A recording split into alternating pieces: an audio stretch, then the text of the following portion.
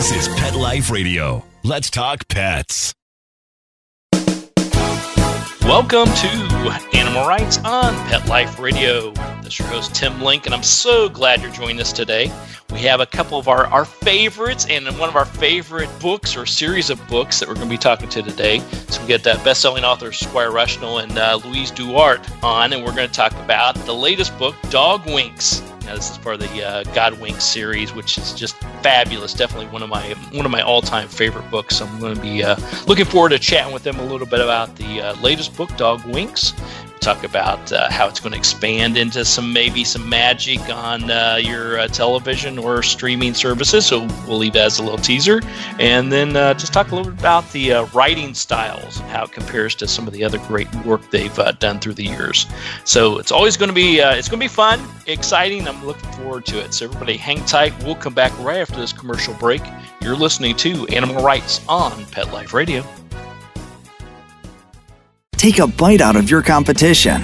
Advertise your business with an ad in Pet Life Radio podcasts and radio shows. There's no other pet-related media that is as large and reaches more pet parents and pet lovers than Pet Life Radio. With over 7 million monthly listeners, Pet Life Radio podcasts are available on all major podcast platforms. And our live radio stream goes out to over 250 million subscribers on iHeartRadio, TuneIn, Stitcher, and other streaming apps.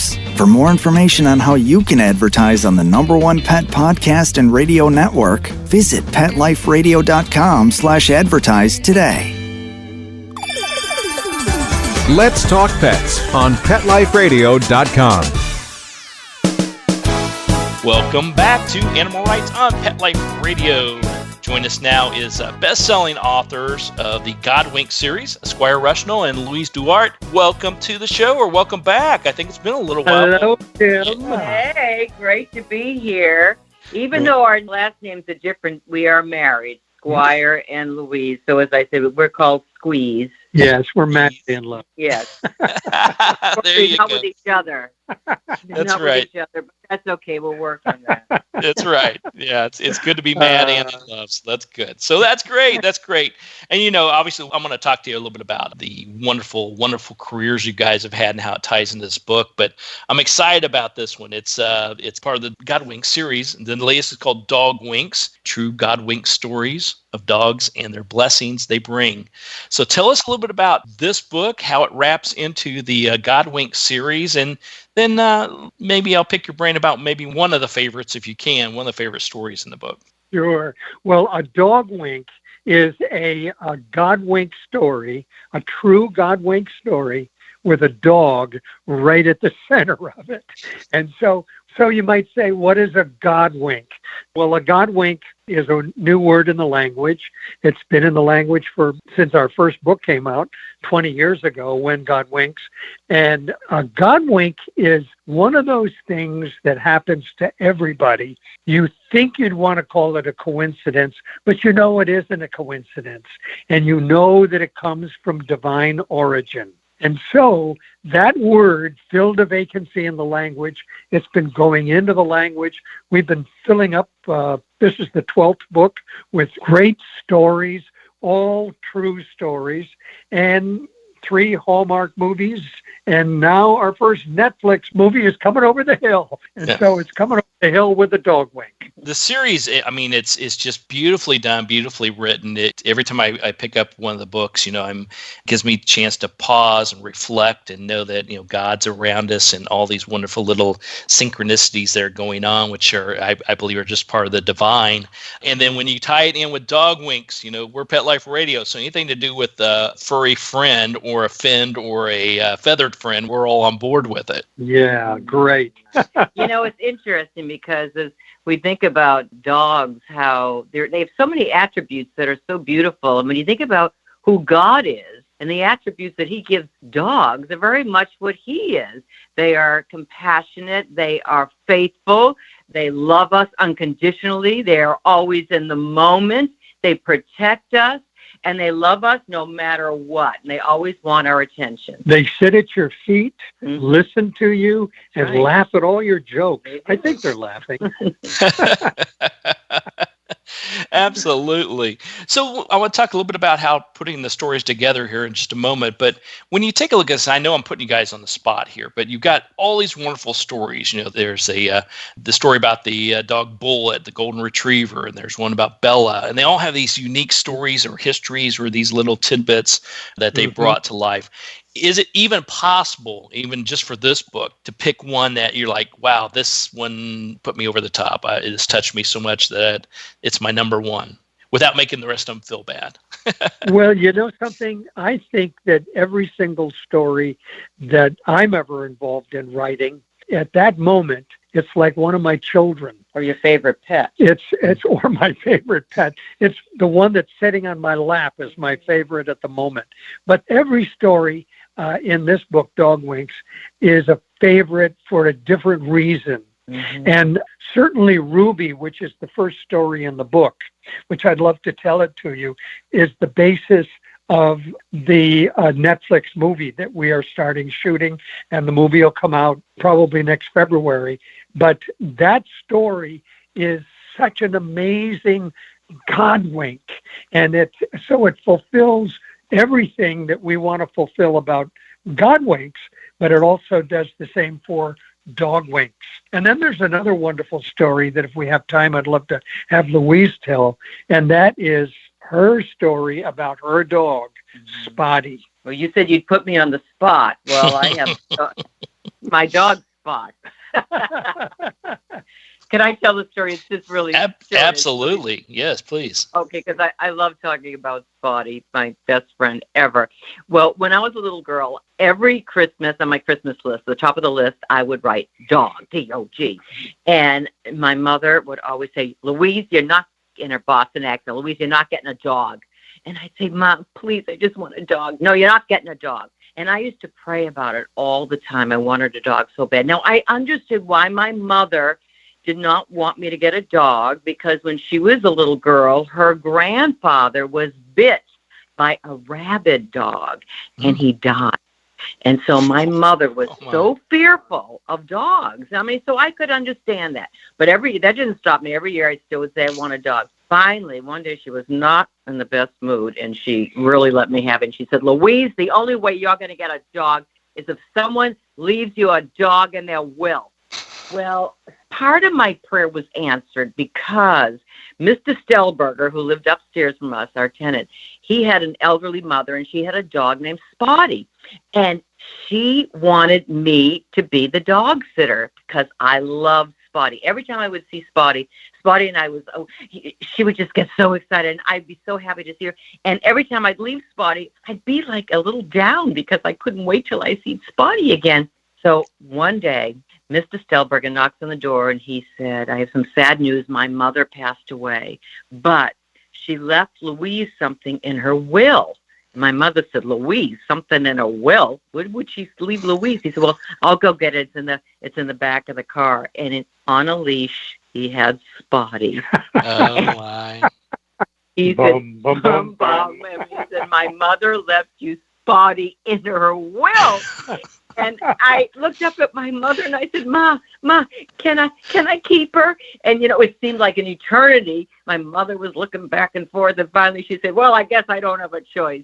So Spotty became my dog, and my mother ended up actually loving Spotty. Not as much as me, but she loves Spotty, and Spotty was the best ever. I love it. So some divine intervention, and you got her. Yeah. You thought not in a billion years would somebody leave you a dog in their will. Come on, that's not going to happen. There you go.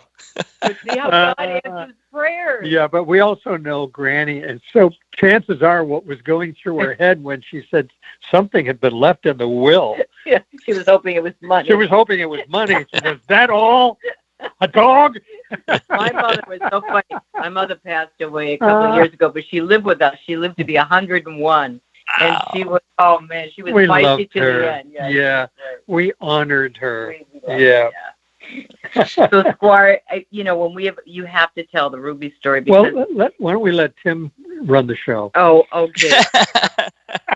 No, well, it's a perfect segue. Perfect segue, because as you mentioned, we're talking about all these wonderful books and all the wonderful stories, and now all of a sudden, Ruby, the first story here in the book, obviously, is it's going to be a Netflix film, which everybody is definitely going to tune into. So, how did that turn out? As far as tell us a little bit about Ruby, and then tell us how in the world did that become a Netflix thing? Did they approach you, or is this something you've been working on? So on and so forth. So God is always our agent. He's always our writing partner and everything else. So he's our streaming service. Yeah, he's involved with everything. So anyway, Ruby, let me tell you the story of Ruby. Ruby was a 7-month-old pup in a shelter, Australian Shepherd, Border Collie mix. Both of them we know, high spirit, very intelligent, but Ruby was also delightfully mischievous. So everybody at the shelter loved Ruby, but Ruby was she'd steal the pizza off everybody's plate, and she just got into trouble.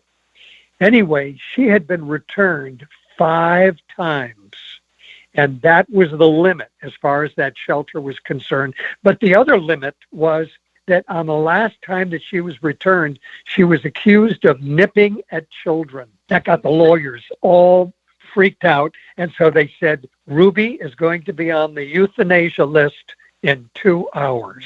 Now, there was a trainer by the name of Pat Inman. She worked with all the dogs that was going to go out and go on their interviews to help them, put their best paw forward. And so she would work with Ruby, and she worked with Ruby, and she said, you got to do it. You got to do it. You got to be, got to be on your best behavior.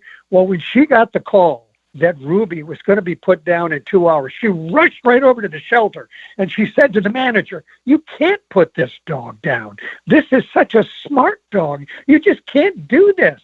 She said, can't you take this dog? And he said, well, I tried taking Ruby home, and I got 3 dogs, and it just didn't work. Can't you take Ruby? She said, my husband told me if I bring another dog home, that's it. She said, I don't know what we can do. We got to do something. Can't you call the canine unit at the state police? The manager said, well, you know something, in 10 years, I've been here and they have never taken one of our dogs. They get these dogs for $15,000 from the Czech Republic. They're bred for, search and rescue. They just never tried one of our dogs. She left and she was so despondent. Pat Inman put the shelter in the rearview mirror, and she never looked back because she didn't want to know what the answer was. But the manager did take a chance. He called the commander of the canine unit. Now, here is where divine alignment of Godwinks start to work in lives. When we step out in faith, Godwinks start to happen. That commander had just gotten word that his budget had been cut. That $15,000 for a new dog was cut. And he had an officer he wanted to put into the force. And so now a guy is on the phone at the shelter saying, we got this dog, but he's going to be put down in 2 hours. Very smart. He said, okay, I'll come look. That officer came and he looked and he said, all right, well, we're going to take a chance. He called up Trooper Dan O'Neill, the young trooper who had wanted to be in the canine unit for years. He had been begging to be in the unit. He had ADD, and he had everything that he did in his life. He had to stress a little bit more on, struggle a little bit more on. And so now the commander was putting him together with Ruby, who was definitely an ADD dog. And so these 2 partners worked tirelessly for 6 months. Ruby didn't want to give it up. She just didn't want. Finally, she decided that it was better to be obedient than disobedient. And they started working together with all the hotsy-totsy dogs, and Ruby started excelling at every single thing she did. Fast forward 2 years. It's a very cold night. They get a call in the canine unit. There's a boy who's lost in the woods. The parents can't find him. Search parties haven't been able to find him. And so go out the canine units, and Ruby bolts off into the woods. And Officer Dan is right on her tail, running through the woods. Officer Dan arrives at a ravine. Ruby is at the bottom of the ravine licking the face of a boy. The boy has blood coming out of all of his orifices. His nose is plugged up. His mouth is plugged up. And Officer Dan sees there's almost no pulse. But Ruby is doing the dog version of CPR, licking. And all of a sudden the boy draws in a breath. And Officer Dan radios, "We got a breath. The boy is alive." He gives them the GPS coordinates. Then they can't find the coordinates. They're not working. Ruby, bark. And so now Ruby is barking. And the other EMTs are coming. They are coming along, and they get the boy. They put him on a stretcher and put him into the ambulance, and he goes off to the hospital. Officer Dan says, "I'm going to go tell the parents what hospital their son is at and that they think he'll live." The mother is weeping, and the father is weeping. They are so grateful. And Officer Dan turns to leave, and the mother says, "Officer, have you ever heard of a dog named Ruby?" He turns surprised. He said, "Ma'am, my partner is Ruby. Ruby just saved your boy." And she cried again. She said, "My name is Pat Inman. I'm the volunteer who used to work at the shelter, and I never knew what happened to Ruby." Officer Dan said, "That means that the dog that you saved, Ruby, is the dog that just saved your son's life." Oh, and that boy. year, Ruby went off to she was named the Hero Dog of the Year, Hero Rescue Dog of the Year. Ruby. And now Ruby is going to be our first Netflix movie. What a great story. And I love how it just intertwines. Everything comes back around together as it's meant to be. Yeah, so when you're talking about the Netflix movie, I mean, you just told the story. So are you writing the screenplay or the stream play, I guess they call it, for Netflix? We write the story, and we're not screenwriters, and we're authors, and we have a fabulous screenwriter. Yes, Karen Jansen, who wrote Dolphin's Tale. Oh, yeah. And she's A Walk to Remember. And A Walk to Remember. She's great. But, you asked him, how did we even get to Netflix? Well, Squire was doing a regular segment on the Today Show, a Godwink segment, and he would do that every month. And so he did the Ruby story. So our partner, who does a lot of the Hallmark movies with us, the Godwink Hallmark movies, he was in L.A., and he was His name is Angel. Dan Angel, how perfect. And he was pitching he does other movies, he's pitching other movies to Netflix, and they would say, "Nah, I don't think so, no. And so then he was just about to leave, and he said, "Well, I have one more story." And he tells the Ruby story, and they say, "That's the one we want." So Dan was a very integral part of getting this whole thing done, because we live on an island off the coast of Massachusetts, Martha's Vineyard, and he's in L.A. So he really, he told the story great, and they loved it, and they said, "Let's do it," and that was it. But here's how, again, divine alignment and Godwinks all come together. Dan Angel wasn't going to pitch that in that meeting because it was pitched to Hallmark. And he had only just found out that Hallmark's turned it down disappointingly and surprisingly. Wow. Because we always have to present 3 stories and then they pick the one that they want to do, or 2 sometimes. So we were really surprised when that movie got turned down, because the head of Hallmark loves dogs. But what we found out is that as much as he loves dogs, he hates to see dogs in jeopardy. And they said, this will never pass muster with the boss, because as much as he loves dogs, he would never want to see a dog in jeopardy. And of course, the first Ruby, scene. Yeah, Ruby was in jeopardy in scene number 1. Yeah. Yeah. So Ruby's story is meant to be told, not only in your guys' writing, but obviously on the big screen or on the little screen, however we put it nowadays, depending on how big your television or computer screen is. So that story is meant to be. But I love that, because when you talk about, you guys have obviously been in the industry for years. You started very, very young, I will say, right? Of course. Your children when it started, yes. But, you've been through all of this, and just pitching to the networks, whether you have this long-term relationship with them and they want good stories from you to create movies, or whether it's something new. That's a challenge because that environment's always shifting, people coming and going, people are in charge, and finding that right thing that hits a button with the right person at the right time. The way I look at it is from a conscious standpoint, from a logical standpoint. You think, okay, well, it's just timing. I've got a whole purse full or a whole bucket full of shows I want to present. Surely one of these will fit. But when you look at it from a subconscious or a divine standpoint, you're absolutely right, because he had no intention on pitting this show, or at least it was way in his big bucket. It was down in the bottom. And he's like, okay, I've got one more shot as I walk out the door, because the next time I come in this door, the players may change, or their needs may change, or the network may shift. And all of a sudden he just throws it out there. And by divine intervention there, it presents itself. Yeah. And I think one of the reasons why, too, that they connected to this story is that we're in a situation now in our culture, in our world, where, there's just so much uncertainty. There's so much, with the COVID and then some violence happening around. It's like people are mad at people, they're canceling people all over the place. But everybody loves dogs. But everyone loves their dogs. So that's a common denominator, is their pets. Everyone loves dogs and cats and birds and whatever. And so I think that just brings people together. When people have a dog, it doesn't matter if someone's a Republican, a Democrat, what faith they are, or whatever. Everyone loves dogs across the board. Yeah. Absolutely. And they've got dogs in their life, or they did have dogs, or they had one when they were children, or they harassed their mom until finally mom caved in. And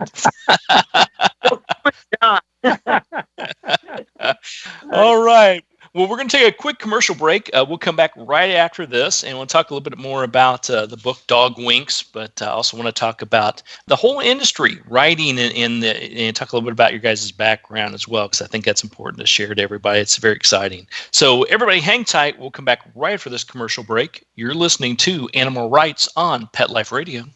Sit. Stay. We'll be right back after a short pause. Well, 4 to be exact.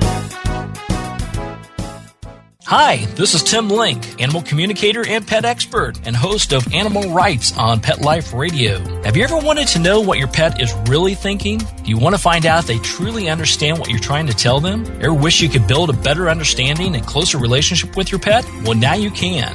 Learning to Communicate with Animals is a 4-part on-demand workshop. In the workshop, you'll learn the essential techniques that are necessary to communicate with animals, including what is animal communication, breathing correctly to achieve the perfect state to communicate with your animals at a deeper level, using guided meditation exercises and method to communicate with animals, and how to send and receive information from your animals. So if you're wanting to learn how to communicate and connect with your animals at a deeper level, visit PetLifeRadio.com/workshop and purchase and download Learning to Communicate with Animals. You'll be glad you did.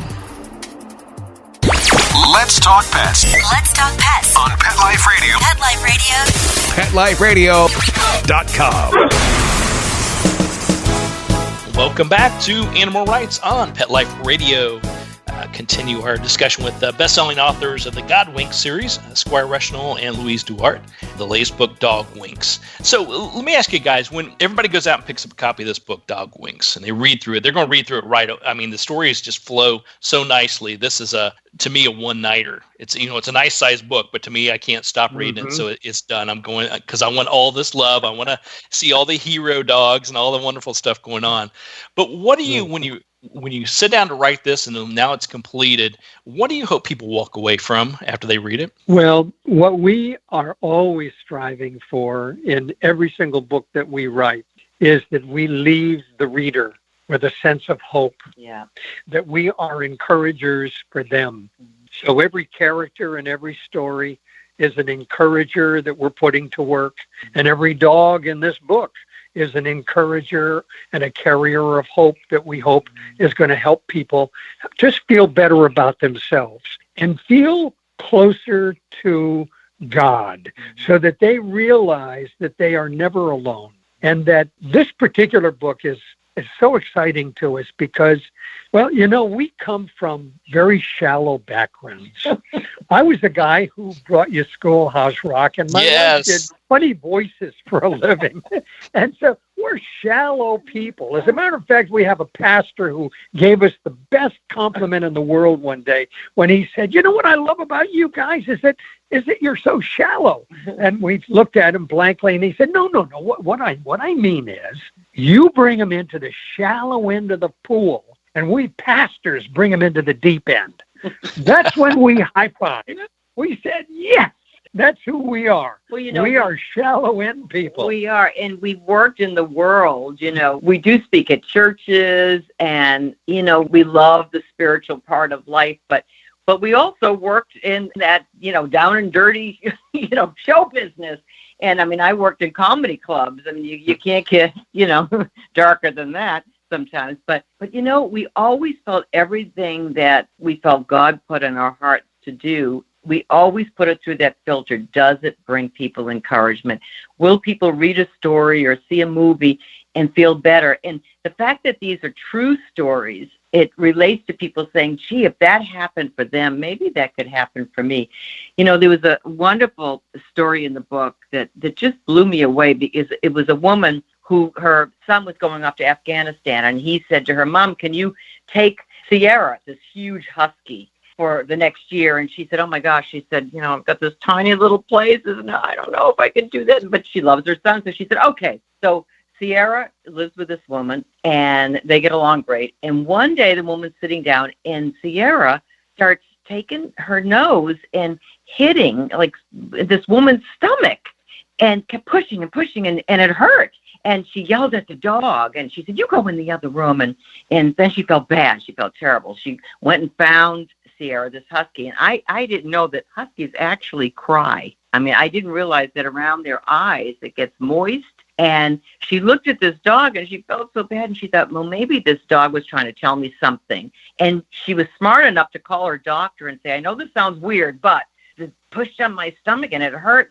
I just want to see if there's anything there." And he said, "Well, come on and we'll take some tests." Later that evening, he called her and he said, "Your dog has good instincts. You have cancer." Ovarian cancer. And the dog found it before any of us could have ever found it.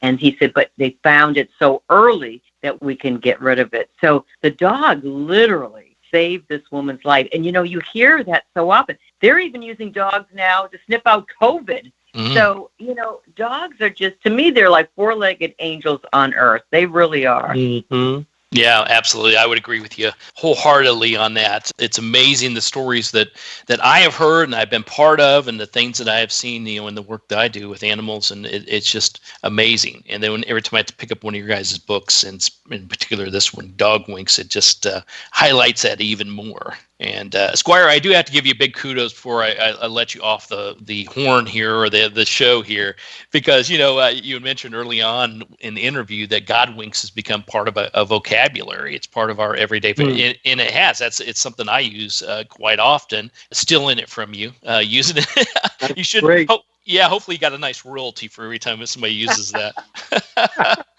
But I have to also say, you did mention Schoolhouse Rock, and it just the other day I just started singing Conjunction Junction. What's your function? I don't know why. It was out there, and that was a huge part of my childhood, is seeing all the Schoolhouse Rock stuff like that. Yeah. So, well, I've got to ask you this. So, Louise, obviously you've got acclaimed, showbiz history, as you mentioned, the comedian part of it, and the work you did with Tim Conway and Harvey Korman, who are, in my opinion, two of the best ever to do it.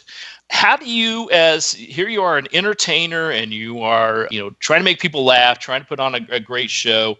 Squire, you're out there, you're writing, you're producing, you're doing, the Good Morning America, all that. And then, all of a sudden you decide, hey, I'm going to start writing this Godwinks thing, and then we're going to, make that huge, and we're just going to write a bunch of books about that. How did those two things come into alignment, or was it just another Godwink? Did it just happen that way? Everything is a Godwink. And, really, if you open up your eyes, you will see Godwinks everywhere. Our job is, Godwinks are like gifts left on your doorstep. You have to open the door and open your gift in order to see it. And once you start seeing Godwinks, you see them all the time. But it really started when Squire was at Good Morning America. He ran Good Morning America. He'd be, in the control room, and they'd have guests on, and some guests would say, ironically, or coincidentally, or, and Squire would always perk up and think, gosh, I wonder if there's more to coincidence than meets the eye. And so he really started doing something, right, sweetie? Well, there was an opportunity that I had to give a pulpit talk. I didn't want to call it a sermon, but it was a little church that I was going to. Dr. Norman Vincent Peale lived up the road from this little country church. And so they invited me to speak. And so I talked about a topic that had fascinated me, as Louise mentioned, for many, many years, about coincidence. And was there something more to that? In fact, the talk was labeled Coincidence. Is it evidence of God's grand plan? And then I quickly said, I have no idea. I'm the guy who runs Good Morning America. I brought you Schoolhouse Rock, and I don't know. But let me tell you some stories.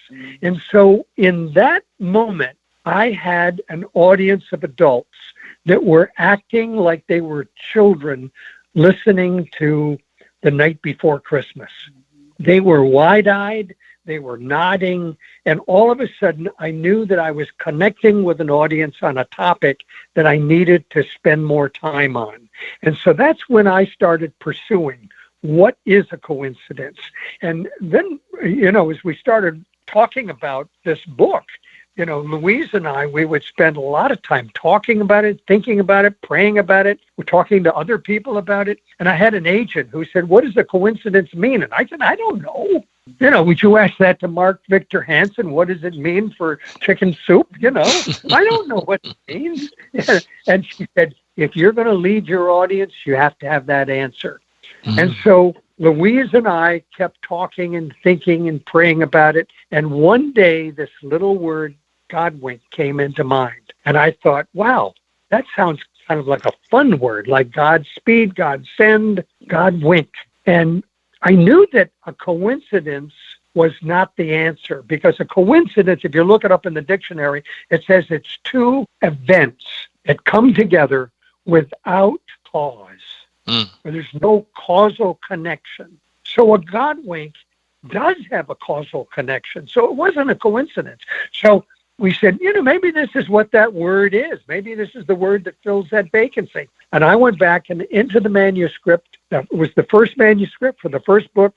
Went through, took out every coincidence word, put in all those Godwink words, and it fit. And even more important, when people started seeing it and using it, it fit within their language, because they realized subconsciously or consciously that it was filling a vacancy in the language.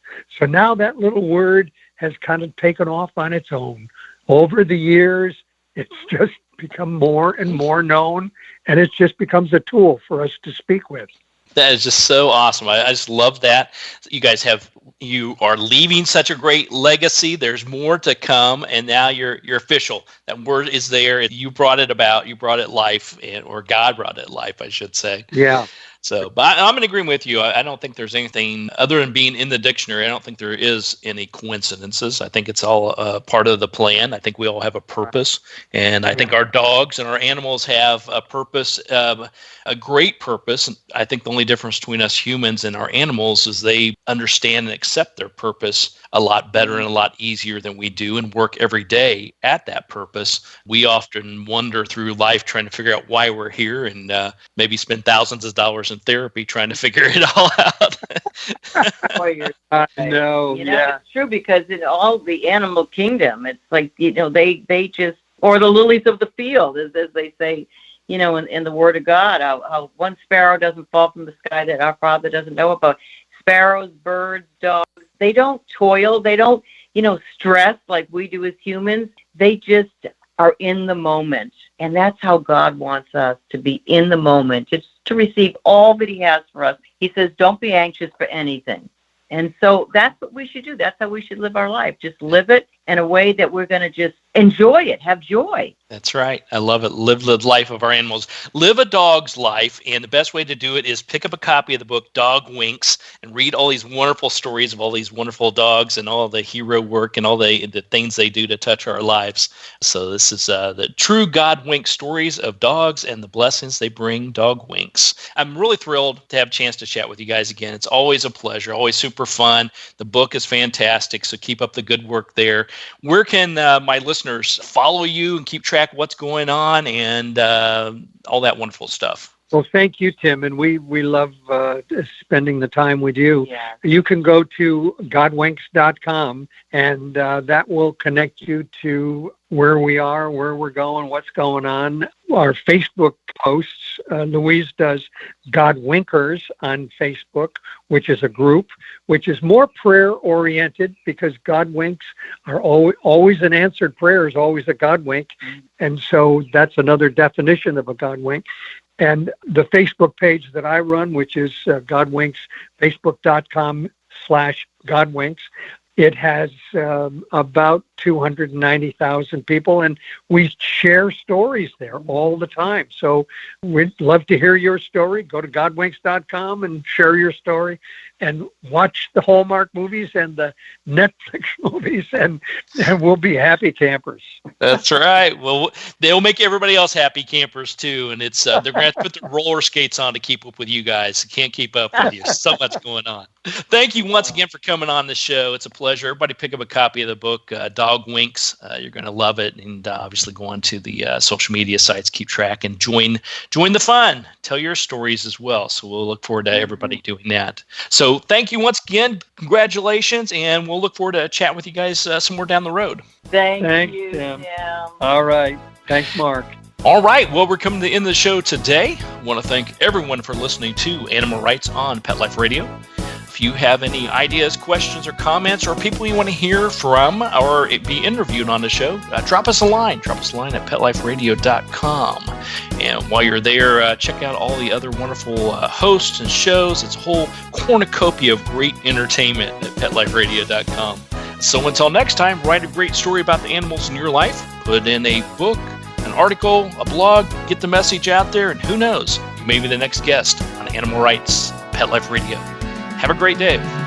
Let's Talk Pets, every week on demand, only on PetLifeRadio.com.